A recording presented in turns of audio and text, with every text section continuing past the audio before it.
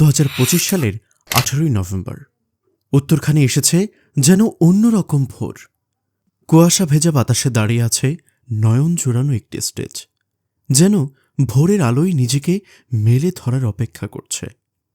রং, আলো আর নিখুঁত কারুকাজে তৈরি হয়েছে এক নতুন স্বপ্নের প্রতিবিম্ব।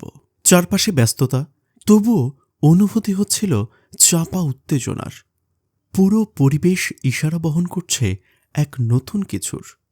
বাচ্চাদের হাসিমাখা মুখ, কৌতূহল ভরা দৃষ্টি, সাজসজ্জায় চলছিল শেষ মুহূর্তের প্রস্তুতি।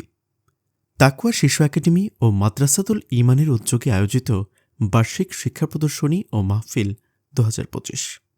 নতুনত্বে ভরা এক নতুন আয়োজন উত্তরখানের মাটিতে, যা এই প্রথম।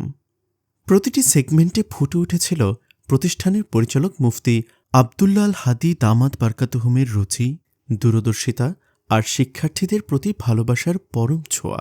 সাজসজ্জা, পরিবেশনা আর উপস্থাপনার প্রতিটি মুহূর্ত ছিল যত্ন ও সৌন্দর্যের নিখুঁত সমন্বয়। দিনের শুরু থেকেই দর্শকরা বুঝতে পারছিলেন এ শুধু একটি অনুষ্ঠান নয়, বরং তাকওয়া শিশু একাডেমির শিক্ষার্থীদের এক স্মরণীয় অধ্যায়। সকাল 8টায় কুরআনুল কারীমের তেলাওয়াত ও পরিচালক মহোদয়ের উদ্বোধনী বক্তব্য দিয়ে অনুষ্ঠানের আনুষ্ঠানিক সূচনা।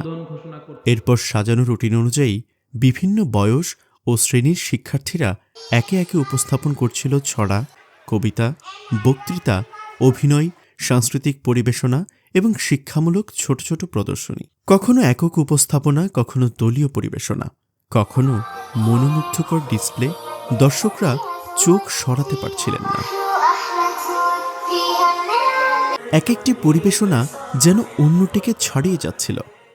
ছোট শিশুদের সাহস, আত্মবিশ্বাস আর মিষ্টি অভিব্যক্তি দেখে মুগ্ধ ছিলেন উপস্থিত অভিভাবক আর এলাকাবাসী। সময় কখন বেলা 1টা ছুঁয়ে ফেলল কেউ বুঝতেই পারল না। ভেসে আসলো জোহরের আজান, শেষ হয় প্রথম অধিবেশন। নামাজ ও খাবারের বিরতির পর শুরু হয় মাদ্রাসাতুল ঈমান কিতাব বিভাগের অভিনীত নাটিকা বাবার জানাজা। সহজ ভাষা, ভরপুর আবেগ আর বাস্তবধর্মী অভিনয়ের মাধ্যমে সমাজের প্রচলিত অনইসলামিক কার্যক্রম দর্শকের চোখে আঙুল দিয়ে দেখিয়ে দেয়। 2:40 প্রধান অতিথি আল্লামা হাসান জামিল দামাত বারকাতুহুম মঞ্চে পৌঁছান। তখন লজ্জা পেয়ে অভিনয়রত মৃতলাশ দৌড়ে মঞ্চ ছাড়ে। গম্ভীর পরিবেশে এমন কাণ্ডে মাঠ জুড়ে হাসির ঢেউ সৃষ্টি করে। শুরু হয় প্রধান বক্তার বয়ান। দুপুরের ক্লান্ত সময়ে তিনি যেভাবে পুরো মাঠকে মনোযোগী করে রাখলেন, সেটা সত্যিই দেখার মতো। বয়ান শেষে প্রধান বক্তার হাতে হাফেজ ছাত্রদের পাগড়ি প্রদানের মাধ্যমে দ্বিতীয় অধিবেশনের সমাপ্তি ঘটে।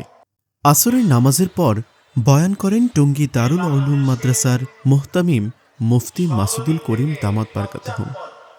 তারপর শুরু হয় হাতেখড়ি অনুষ্ঠান। ছোট ছোট সোনামণিদের হাতে তুলে দেওয়া হয় শিক্ষা সামগ্রী, আর শিক্ষকরা তাদের মাথায় হাত রেখে দোয়া করেন। শেষ হয় তৃতীয় অধিবেশন। মাগরিবের নামাজের পর পুরো অনুষ্ঠান স্থল এক নতুন রূপে উদ্ভাসিত হয়।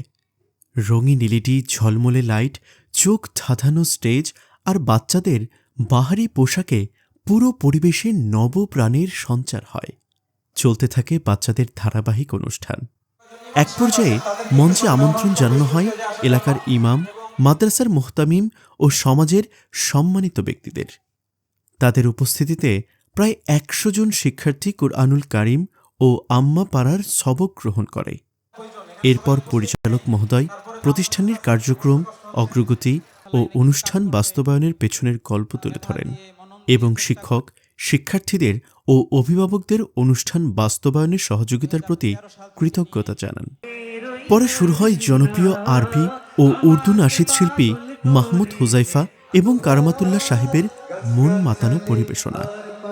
দর্শক শ্রোতারা সুর, লয়ের মূর্ছনায় সময়ের হিসাব হারিয়ে ফেলেন। কখন যে রাত 9টা বেজে গেছে কেউ বুঝতেই পারেনি। পরিশেষে আয়োজনে যুক্ত সকল শিক্ষক, স্টাফ, স্বেচ্ছাসেবী এবং সহযোগীদের ধন্যবাদ জানানোর মাধ্যমে অনুষ্ঠানের সমাপ্তি ঘোষণা করা হয়। শেষ হয় শিক্ষা প্রদর্শনী ও পাগড়ি প্রদান মাহফিল 2025। একদিনের এই আয়োজন শুধু একটি অনুষ্ঠান ছিল না, এটি ছিল একটি নতুন স্বপ্নের সূচনা, একটি প্রজন্মকে গড়ে তোলার নতুন অঙ্গীকার।